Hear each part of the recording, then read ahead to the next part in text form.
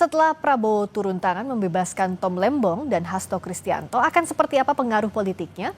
Bagaimana sikap PDIP kepada pemerintah? Kita akan bahas bersama Wakil Sekjen PDIP bidang komunikasi Adiana Pitupulu, ada juga politisi Gerindra Hendar Samarantoko dan pengamat politik Direktur Eksekutif Voxpol Center Research and Consulting Pagi Syarwi Caniago. Selamat malam, Bang Darsa, Bang Parwi, juga Bang Adian dari Bali. Apa kabar, Bang Adian?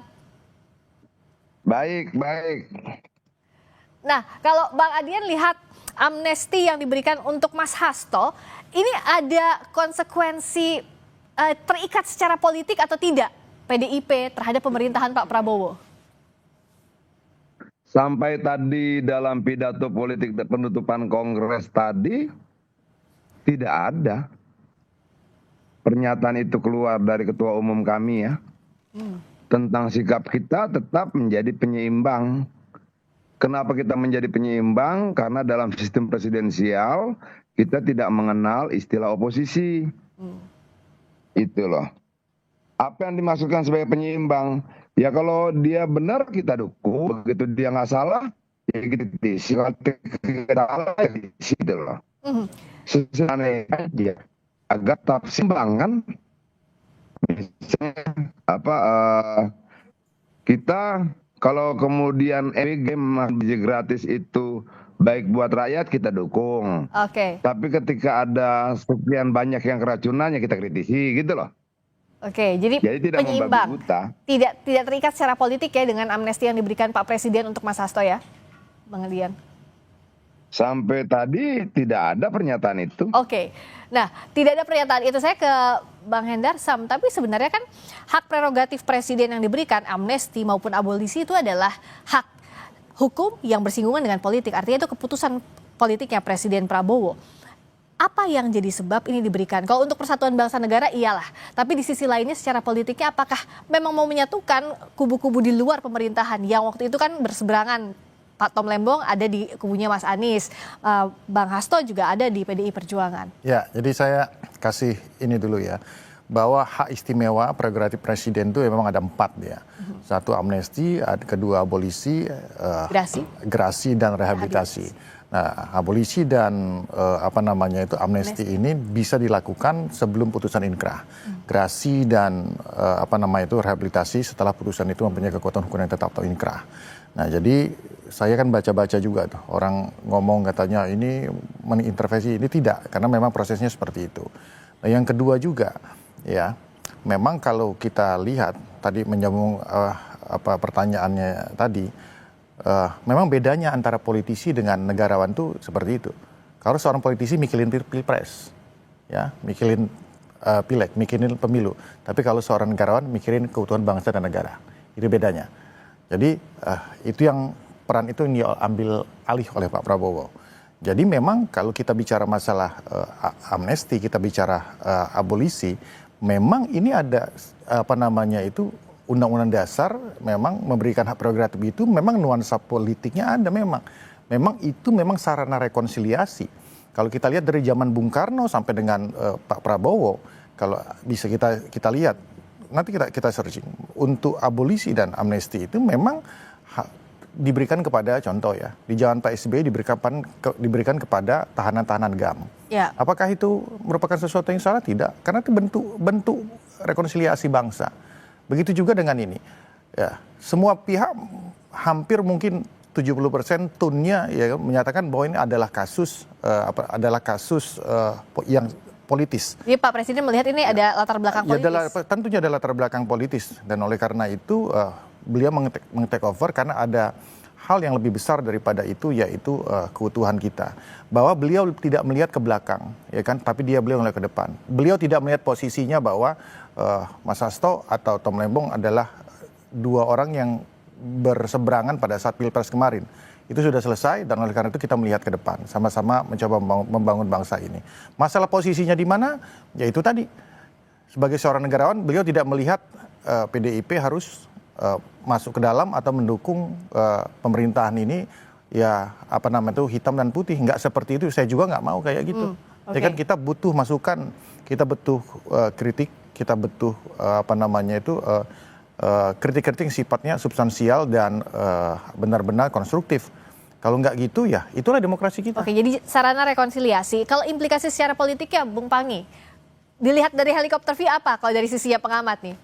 Ya, pertama tentu saja begini Mbak Rizka, kalau saya melihat ya dari si implikasi teoritis politiknya ya, bahwa ini kan langkah yang cukup mengagetkan ya, dan ini langkah politik yang genuine menurut saya, asli yang dilakukan Pak Prabowo. Aslinya mazhabnya kan begitu, mazhab persatuan, keindonesiaan merah putih, bagaimana kemajemukan itu disatukan. Nah, konteks tantangan challenge Pak Prabowo itu kan nggak gampang. Dia kan menyatukan kekuatan yang ada. Jadi kecanggihan Pak Prabowo untuk bukan menaklukkan dalam konteks politik, tapi menaklukkan kekuatan yang ini berpotensi mengganggu konteks stabilitas nasional. Apa memang potensi misalnya, mengganggunya? kita nggak bisa pungkiri sosok di balik pendukungnya namanya Mas Hasto ya, ada nasionalis reformis. Kita juga tidak menafikan yang namanya sosok di belakang pendukungnya yang namanya Tom Lembong, nasionalis religius juga di situ ada. Nah, Pak Prabowo kan butuh semua kekuatan ini untuk bersatu gitu. Nah, ini juga sisa residu kalau pilpres saya nggak mau ambil sebenarnya. Meskipun kita nggak bisa melepaskan bagaimana Tom Lembong ada di situ posisi mendukung Anies Baswedan, kemudian bagaimana namanya Mas Hasto mendukung Ganjar Pranowo. Dua-duanya berseberangan ya, setelah ribut dengan Pak Jokowi, kemudian memecat Pak Prabowo, Pak Jokowi, kemudian hakimnya yang membuat mata orang terbelalak semua, yang tidak ada mens arianya, tidak ada niat jahat, dipidanakan. Dan di situ kan semua common sense akal sehat publik berbicara. Ada apa? Nah, disitulah kepiawaian kemahiran Pak Prabowo, termasuk mungkin Prof. Dasko membaca ini nggak boleh dibiarkan, ini teori kesadaran palsu. Itu membenarkan bahwa kegelisahan publik membaca ini. Nah, itulah memulihkan trust publik dalam konteks ini. Beliau bukan dalam konteks abolisi digunakan sebagai kartu as untuk menertibkan atau mendisiplinkan elit, tidak. Tapi ini kan momentum yang tepat juga bagi beliau untuk menampar keras, untuk memberikan sindiran sindiran keras, tamparan halus kepada termasuk hakimnya, ya kan? Termasuk pesanan politiknya mungkin yang diduga bisa iya bisa tidak. Ya, kemudian Pak Prabowo mengambil peran di situ bahwa ini tidak boleh dijadikan ada ikhtiar politik yang luar biasa. Waktu momentum yang tepat ini untuk mengatakan kinot. Tidak ada waktu yang tepat. Harus diakhiri bahwa hukum tidak boleh dijadikan sebagai alat kekuasaan. Gak boleh jadi komoditas politik, gak boleh jadi komoditas kekuasaan. Nah, itu yang dimanfaatkan oleh Pak Prabowo dalam konteks ini membaca. Dan itu kan butuh kontemplasi dan dia minta pendapat ke DPR juga. Jadi bisa dikatakan ini adalah langkah berani Pak Prabowo menggunakan hak prerogatifnya. Tapi Bung Adian, akan jadi ada hutang budi atau tidak antara PDIP kepada Prabowo? Tapi kita bahas usai jeda di Sapa Indonesia Malam sesaat lagi.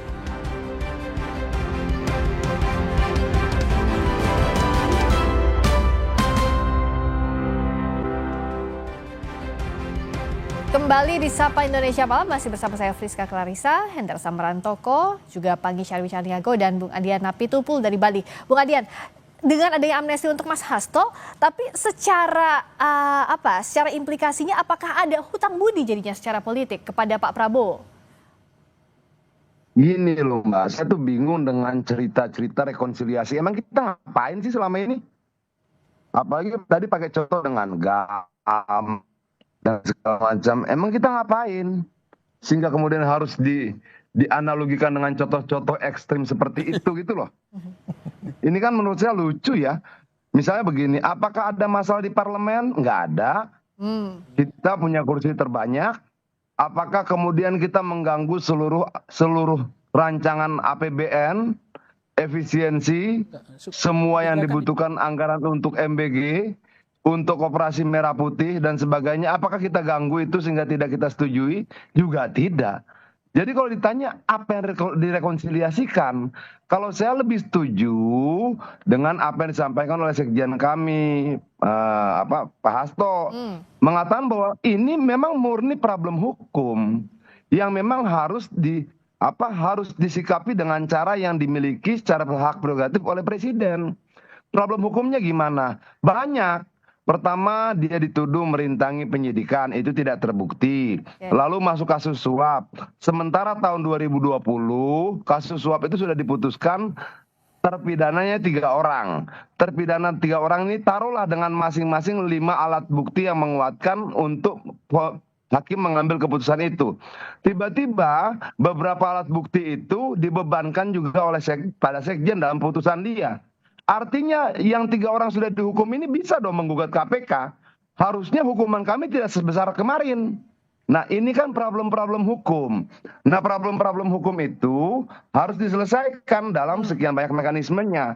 Dalam mekanisme ketatanegaraan bisa tidak dipakai hak-hak yang dimiliki presiden. Dan bisa termasuk abusi buat pemeleng sama saja. Ada orang berbuat jahat di negara ada, oke, kemudian mens reanya nggak ada. Terus apa? Keuntungan dia apa kan tidak ada. Ini upaya menurut saya upaya Prabowo untuk menyelamatkan wajah hukum kita yang semakin lama sepertinya semakin berantakan nggak karuan gitu loh. Jadi untuk Dan kalau tidak dilakukan langkah seperti ini. Kalau tidak dilakukan langkah seperti ini bisa terulang. Nah, Pak Prabowo berusaha mencegah, stop ya, gitu loh. Ingat loh, kalau kalian jadi kalau menurut Bang Adian ini problemnya problem hukum ya. Saya sebagai presiden punya hak untuk mengambil tindakan juga. Itu. Tapi jangan dianalogikan rekonsiliasi seperti GAM. Ampun deh. Nah ini biar dijawab sama Bang Hendar Sam. Silakan Bang Hendar Sam. Kata Bang Adian nggak ada hubungannya dengan rekonsiliasi kalau ini. PDIP nggak ngapa-ngapain. Gini. Rekonsiliasi itu ada sebuah peristiwa yang besar, berat, yang harus direkonsiliasikan.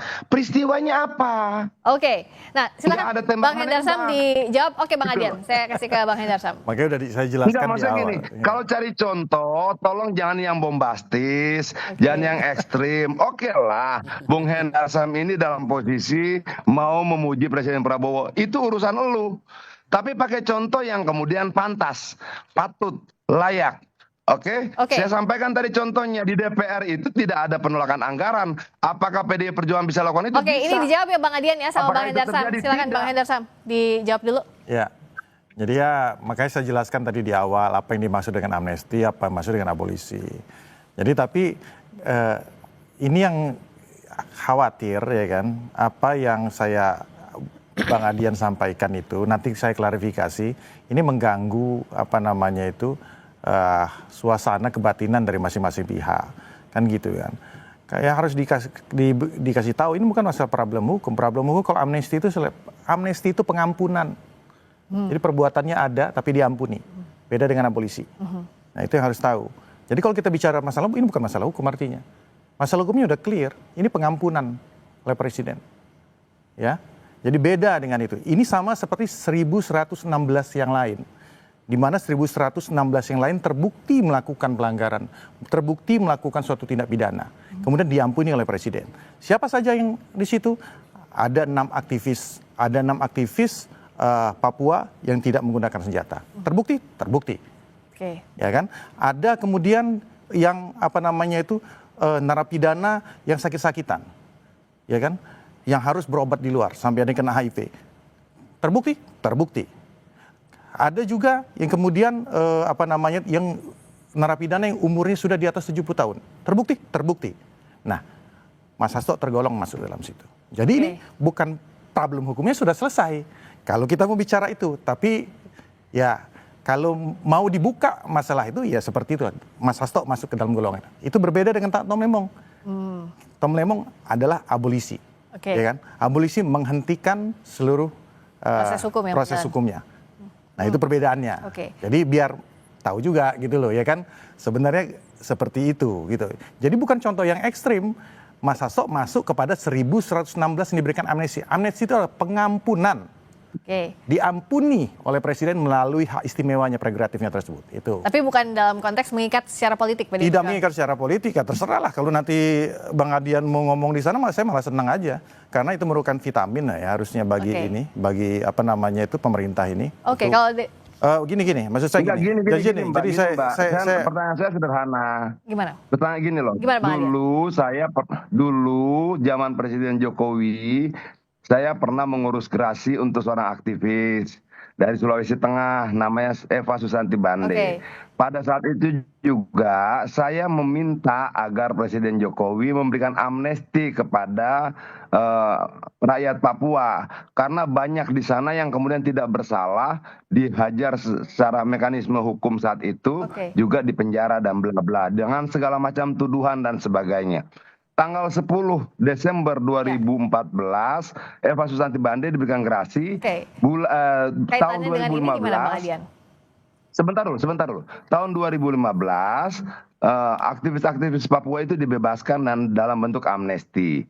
Nah, apa itu amnesti, apa itu abolisi? Kenapa kemudian Tom Lembong diberikan abolisi dan sekjen kita diberikan amnesti? Karena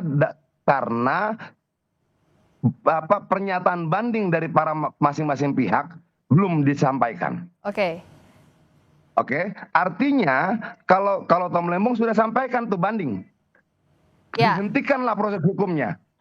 Ini proses hukumnya sudah berhenti menuju tahap berikutnya.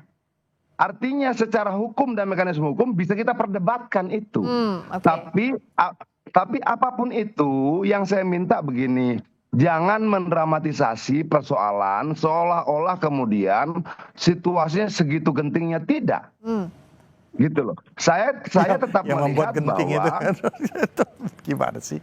Enggak, saya tetap melihat bahwa ini adalah sama seperti yang disampaikan oleh teman pengamat tadi, bahwa ini sebenarnya teguran agar tidak ada lagi sewenang-wenangan yang ini disampaikan. Kenapa? Terhadap Tom Lembong dilakukan hal yang sama, terhadap sekjen dilakukan hal yang sama. Kasusnya tidak sama, situasinya tidak sama, proses yang dijalani juga tidak sama. Tapi jadi prosesnya tidak sama. Kalau dari Bang Adian, ini adalah teguran untuk penegak hukumnya. Terakhir, Bung Panggi, singkat saja, apa yang harus jadi follow up after ini? Ya, ini kan pertama, ini kepiawaian kemahiran Pak Prabowo untuk investasi politik 2029. Itu butuh sekali beliau kekuatan itu dari semua kelompok yang beliau rangkul. Bukan saya nggak ditaklukkan kan, tapi dirangkul dalam konteks ini. Nah, soal kasus Hasto maupun Tom Lembong, itu kan menjadi pembelajaran politik yang penting sekali, karena jangan sampai hukum ditaklukkan oleh realitas kekuasaan sisa. Nah, ini yang kemudian perlu bicara, dikejar apa motifnya seperti ini. Nah, kalau misalnya Mas Hasto tadi soal tidak kerugian negara juga nggak jelas, kemudian ini juga banyak hal yang kemudian dipertanyakan juga, termasuk Tom Lembong misalnya, itu kan juga hal yang aneh gitu, dan ini betul-betul menjadi pembelajaran yang maha penting bagi siapapun yang berkuasa. Jangan absolut, jangan sewenang-wenang. Karena kekuasaan itu belakangan terbukti kekuasaan lama itu layu sekarang. Jadi jangan menyalahgunakan kekuasaan, jangan ada politisasi hukum, begitu ya? Ya, itu yang ingin disampaikan.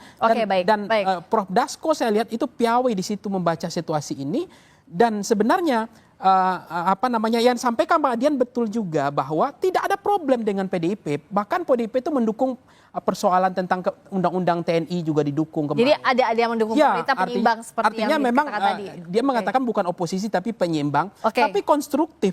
Dan mereka juga mengatakan itu yang betul itu akan didukung gitu. Nah, artinya sebenarnya utang budi juga saya nggak mencermati juga sampai sejauh itu ya. Tapi selama ini pun PDIP itu sangat tegak lurus, sangat mendukung pemerintahan Pak Prabowo. Simpulannya jangan sampai ada politisasi hukum, dan jadi evaluasi proses hukumnya jangan sampai harus diakhiri dengan ini kan gaji udah dinaikkan ini, Mbak. Baik. Artinya hakimnya salah atau Tom Lembong yang salah? Artinya hakimnya dikejar. Kenapa dia memperlakukan itu? Dan itulah tamparan keras dari Presiden Prabowo terhadap hakim yang menjadikan hukum sebagai alat kekuasaan. Baik, terima kasih. Yang menarik sebenarnya. Bung Panggi, terima kasih. Bung Hendar Sam, terima kasih juga. Bang Adian, sudah dari Sapa Indonesia Malam.